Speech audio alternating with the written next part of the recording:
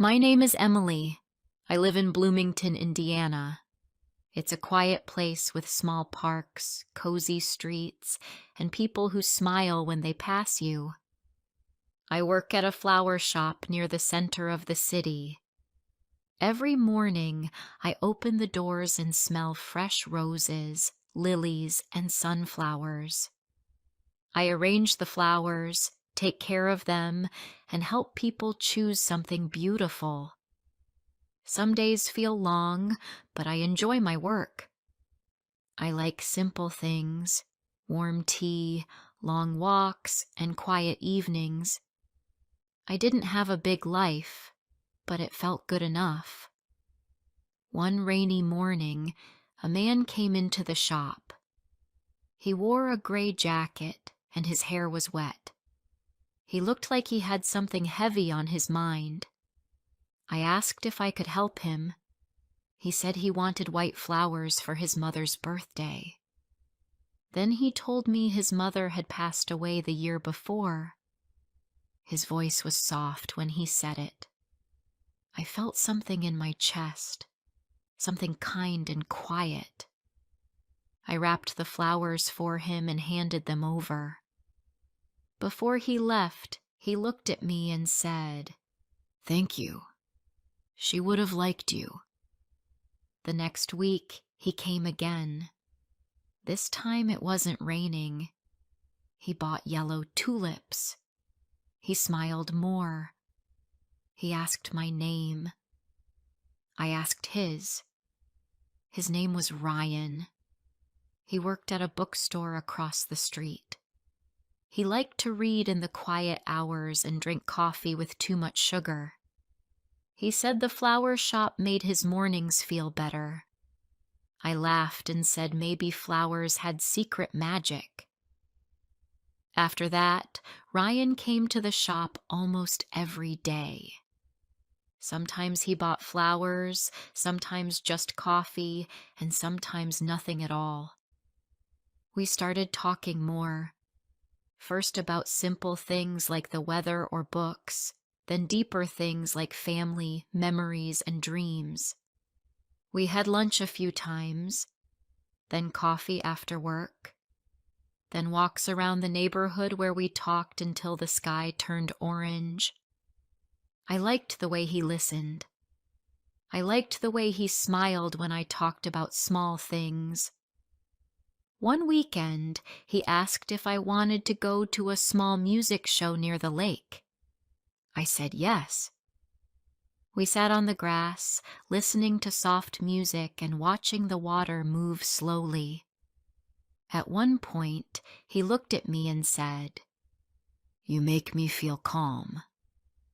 I didn't know what to say, so I just looked at him and smiled.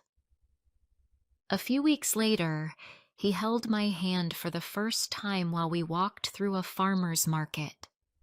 It felt natural, like our hands had always known each other. After a few months, we decided to move in together. He had a small house with wooden floors and soft curtains. It wasn't big, but it had light in every room. I brought my plants and a few paintings. He made space for my books and even helped hang fairy lights above the bed.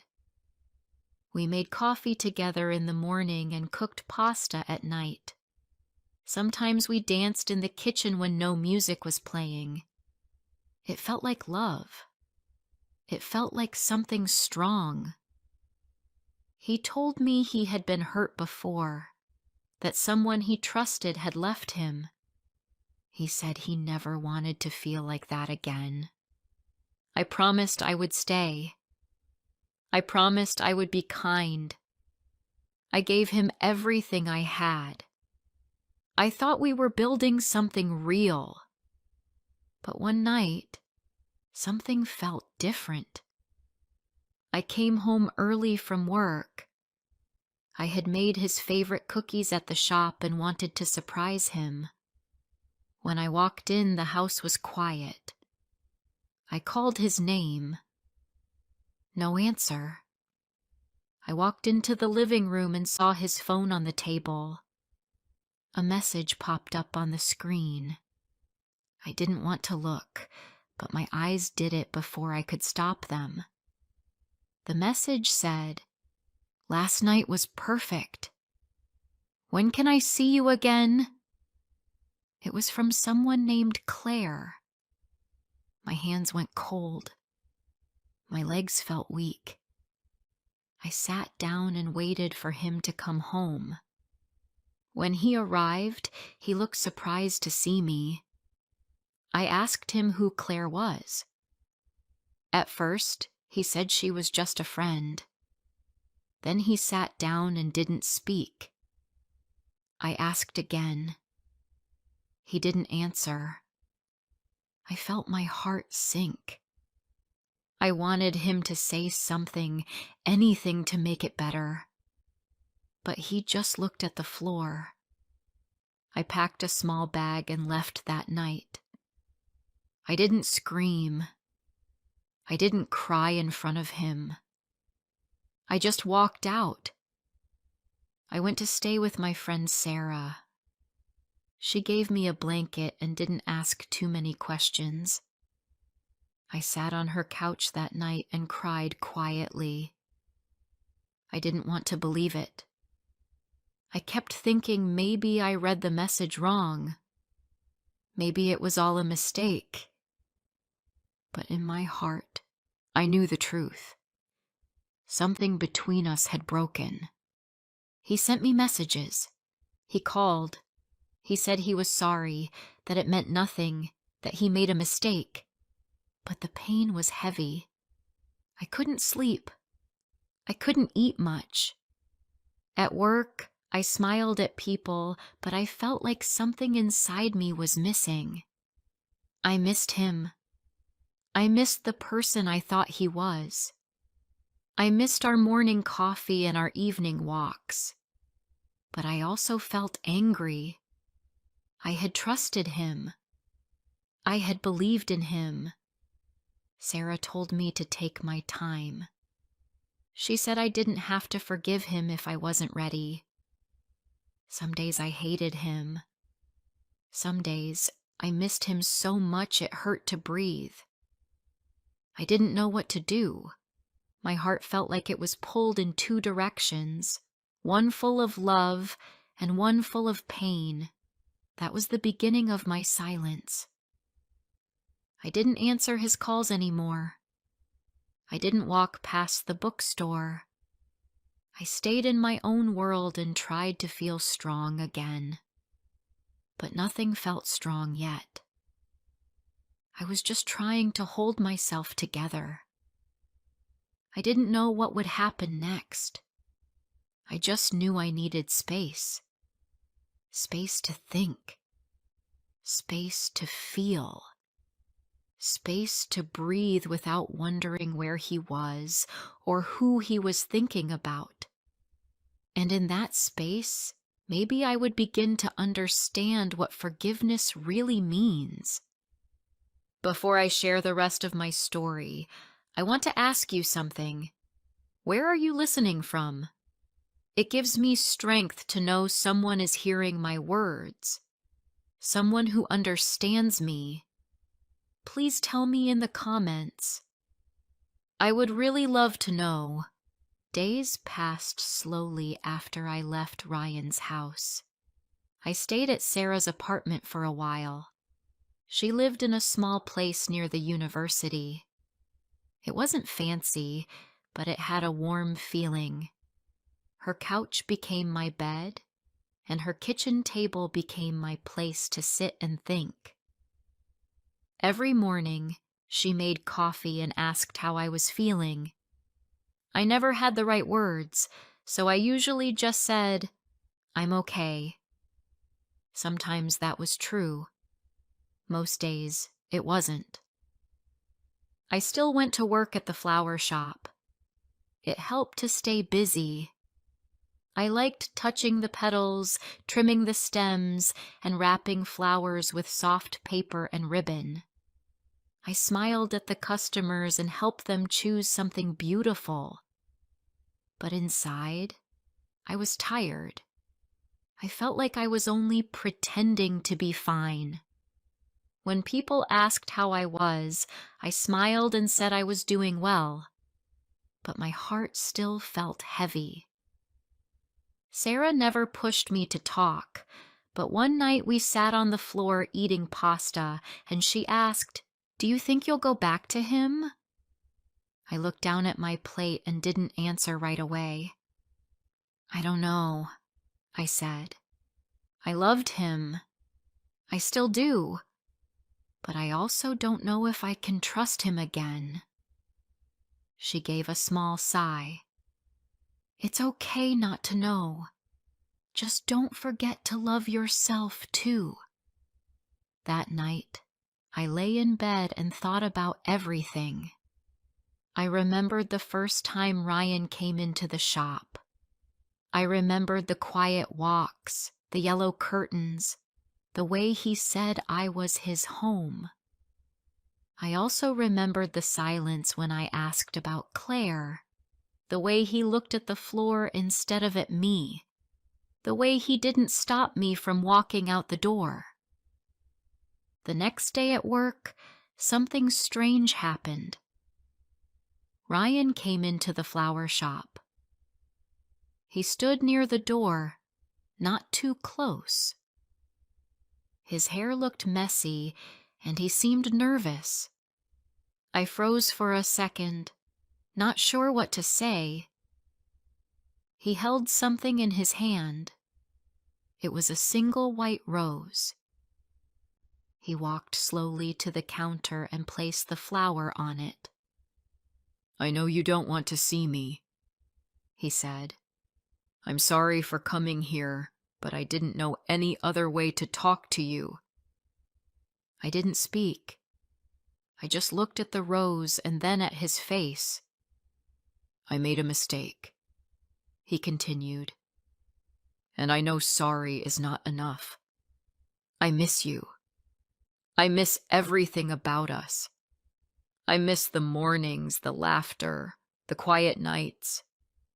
I miss your voice." His voice was shaking now. "But I also understand if you don't want me in your life anymore." I took a slow breath. "Why did you do it?" I asked quietly. He looked down for a moment and then back at me. "I don't know," he said. "That's the worst part. I was scared of losing you, and instead, I did the one thing that made that happen. I was selfish. I thought maybe something was missing in me, not you. But I was wrong." My hands were cold. I wanted to cry, but I didn't. "You should go," I said. He gave a slow look, not angry, just sad. "Okay," he said softly. He turned and walked out, leaving the rose behind. I stood there for a long time after he left. I didn't touch the rose. I didn't move. My heart felt like it was shaking. I didn't know if it was because I was still hurt or because part of me still cared. That night, I told Sarah what happened. She listened carefully, then said, "You don't have to forgive him now. But maybe one day, not for him, but for you." I didn't sleep much. I kept hearing his voice in my head. Not the part where he said sorry, but the part where he said he missed my voice. I thought about how many nights I used to talk to him about small things, what flower colors people liked, how the clouds looked like animals, how I always lost one sock from each pair. He used to laugh at those things. He used to listen like every word mattered. I didn't answer his message the next day, or the day after that. But on the third day, I went for a walk. I passed the bookstore where he worked. I didn't mean to go there. It just happened. The lights were on. He was inside. He didn't see me. He was talking to a little boy and helping him find a comic book. He smiled as he pointed to a shelf. The boy laughed, and Ryan laughed too. Something inside me felt warm and strange. I walked away without going inside. Later that week, I sat in a small park with a notebook. I didn't write anything. I just sat and watched the trees move in the wind. A couple walked past holding hands. They looked quiet and happy. I felt a mix of sadness and hope. I knew I still loved him, but love wasn't always enough. I needed time.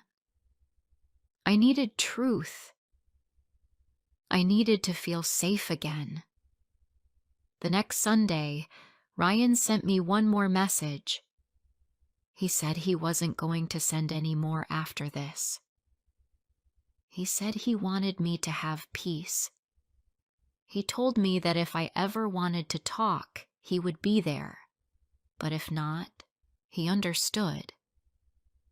He ended the message by saying, "I'll always be thankful for the time I got to love you." I stared at the message for a long time. Then I put my phone away. A few days later, I stood in the flower shop, wrapping a bouquet for an old couple. The woman held the man's hand while they waited. She told me it was their 40th wedding anniversary. She said, "Love means choosing each other again, even after the hard parts." That sentence stayed in my mind. That evening, I went back to the park where Ryan and I used to sit. The bench was still there. The sky was light blue with soft clouds. I didn't know what would happen next. I didn't know if we would ever be together again. But I knew one thing. I didn't want to carry pain forever. Maybe forgiveness wasn't about saying everything was okay. Maybe it was about letting myself feel light again. Some weeks passed. Life moved slowly. I still worked at the flower shop. I still stayed at Sarah's apartment. The days felt softer, not so heavy. The sadness didn't go away, but it wasn't as sharp anymore. It came and went like small waves. I had stopped waiting for a message from Ryan. I didn't walk near his bookstore on purpose anymore. I stopped looking at my phone late at night. My heart still remembered him, but it also started remembering me. One afternoon, I stayed at the shop a bit longer to help clean. It was quiet. The windows showed the last light of the day. I was wiping the counter when the bell above the door rang. I turned around. It was Ryan. He didn't have flowers or a gift, just himself. He looked different, calm, not afraid. "I didn't come to ask for anything," he said. "I just wanted to see how you're doing." I didn't feel nervous this time. I wasn't angry. I was just still. "I'm okay," I said. "I'm trying." He gave a small smile. "That's good." We stood there, quiet for a moment. I looked at his face, and it wasn't the same as before. He looked tired, but not lost. "I've been going to a group," he said. "It helps people talk about their mistakes and how not to repeat them. It's not easy, but I'm learning a lot. I wanted to be a better man, even if it's too late for us. I listened. I didn't stop him. I still think about you, he said. About us. I know I hurt you. I can't fix that. But I want to thank you. You helped me see who I was and who I want to be. I looked down for a second, then back at him. I've thought about you too, I said. But mostly, I've been thinking about myself. For the first time in a long time. He nodded slowly. You look stronger. I feel stronger, I said. He didn't try to hold my hand. He didn't ask for another chance. He just stood there, with respect in his eyes, and somehow that made me feel safe. I should go, he said. But I'm glad I saw you. Me too, I said. He walked out. The door closed behind him. I stood there for a few minutes, and then I smiled. Not because he came, but because I didn't fall apart when he did. That night, I walked home from the shop. The sky was full of stars. The air was cool and clear. I felt like I was part of something bigger, something quiet and kind. I didn't have all the answers. I didn't know what the future held, but I had myself. I had peace. 1 week later, I went to the farmer's market. I walked past fruit stands, cheese tables, and handmade candles. I was looking at a basket of apples when someone spoke behind me. Do you like the green ones or red? I turned around and saw a man I didn't know. He had gentle eyes and a soft voice. I smiled and said, Green. They're not too sweet. He laughed and said, I like that too. We talked for a few minutes. His name was Daniel. He was new in town and worked as a school counselor. He said he liked to cook on weekends and read mystery books in bed. We ended up walking through the market together. He didn't ask about my past, and I didn't tell him. Not that day. But I liked the way he listened. I liked how calm I felt near him. We met again the next week. Then again after that. We went for coffee, then dinner, then a walk by the river. I didn't feel ready for love again, but I felt ready for kindness. Daniel didn't rush me. He didn't ask for anything. He just showed up, again and again, with a steady smile and gentle words. And that, to me, was enough. One evening, we sat at the park, the same park where I once said goodbye to Ryan. Daniel and I were quiet for a while. Then I told him a little about what had happened. I didn't say much, just that someone once broke my heart and that I was still healing. He didn't ask more. He just said, Thank you for telling me. I'm not here to replace your past, just to walk beside you now. That night, I cried a little, but they were not sad tears. They were soft, like something inside me had opened gently. I still think about Ryan sometimes, not with pain, not with anger, just with peace. We had something beautiful, and then it broke. but something strong came from it too.